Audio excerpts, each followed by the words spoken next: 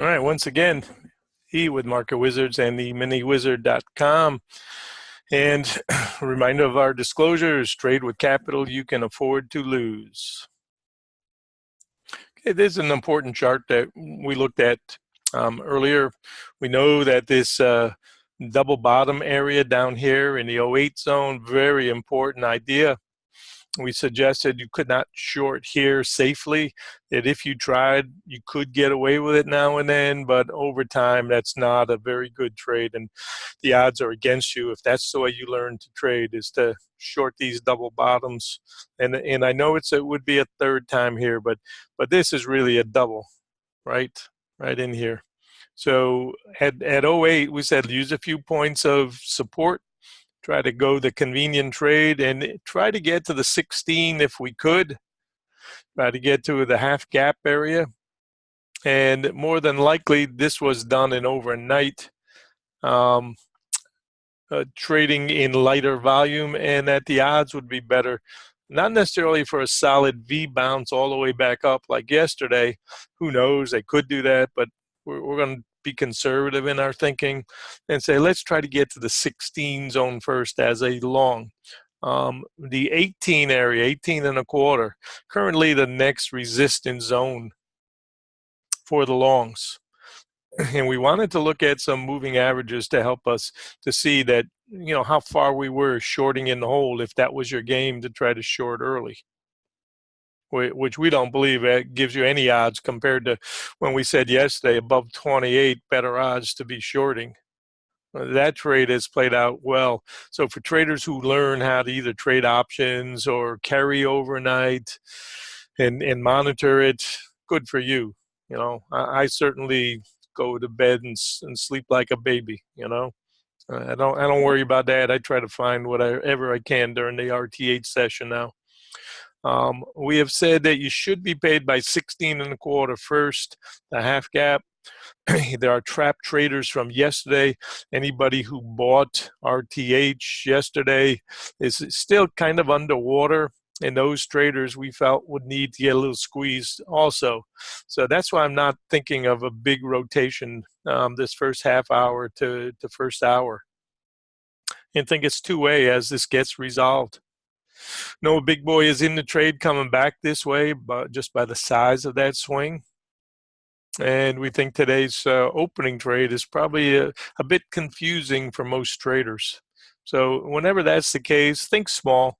The trend trade from yesterday certainly should be down. So we said you can hit a bounce, but don't think about it for killer trade short. Just think about it as probably the right trade to take along with the trend from yesterday and from overnight.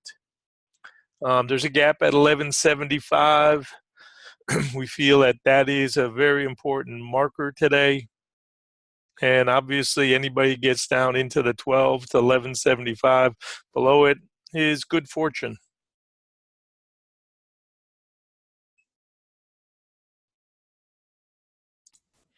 And we can see the influence of this green line starting to push. And I'd said, don't think of this as a zip all the way back up and gotcha. So we've marked this gap. Obviously right here with this line, and we got the one tick rule. You get close to it, make sure you're paid.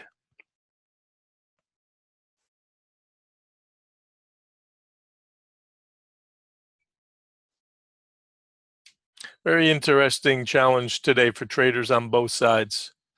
And again, we don't want to be overly biased in any direction right now. We said let's think neutrally at this open and try to pick this first range. And figure it's a range type trade. It's going to take the longs a bit of time to dig out probably. Everybody that won yesterday long side is hoping for a repeat of that. Oh, we're going to do it again. Not necessarily. May work out that way, but law of alternation says that a lot of times you don't get exactly the same trade you got the day before. Problem for the short side, we are so far under the rain line and so far under the green and red and blue line. So it makes it very challenging to really think about a big trade south side. This blue box represents the overnight range. And what we're trying to do is just see the relationship of where we are relative to the overnight range.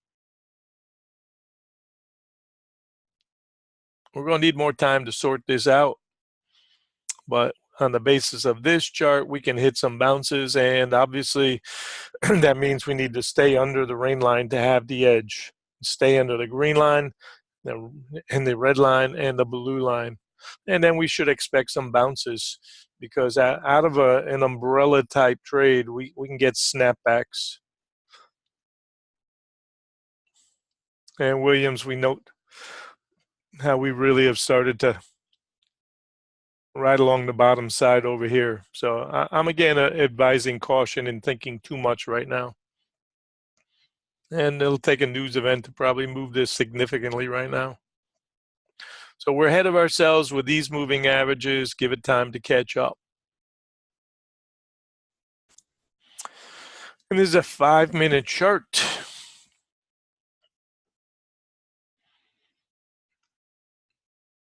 Looking at this, obviously you've got to get above this 18 area first. And then we're also going to keep an eye on 10s and 15s.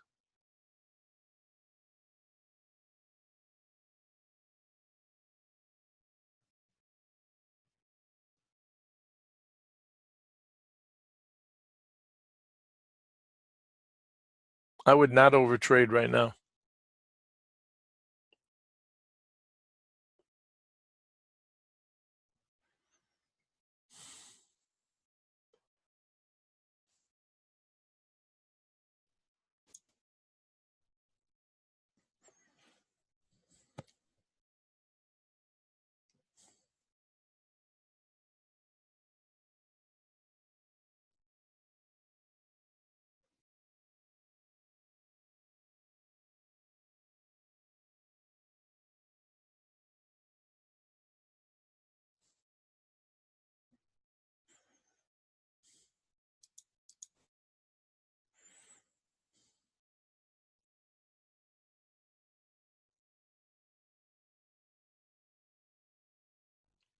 So we're going to use that 10-minute chart. I think that's the best right now.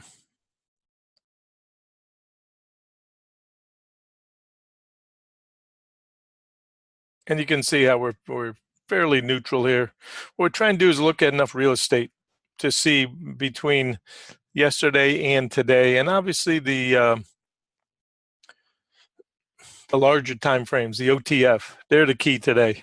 What do they want to do today? And the problem, as we saw yesterday, is we can get these one-directional moves, and then they stall out. So I think we're at a critical time in the market. Everybody's still calling for a crash. Well, not everybody, but a lot of traders are calling for that. You get stuff by Harry Dent and the rest of them. Who knows? I mean, we've come a long way, but you cannot trade every day looking for a crash. You know, you're going to get even in a solid down move, you're going to get bounces. I've seen markets that move 100 points in a day, and you still get your 30 and 40 point bounces. So you have to learn to be disciplined.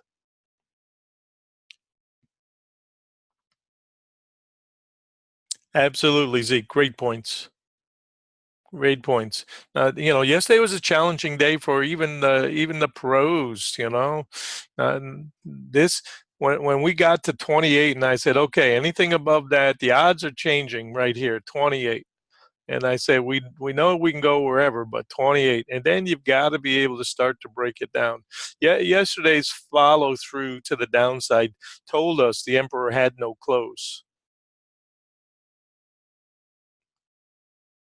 That should not have occurred if this was a really bullish environment.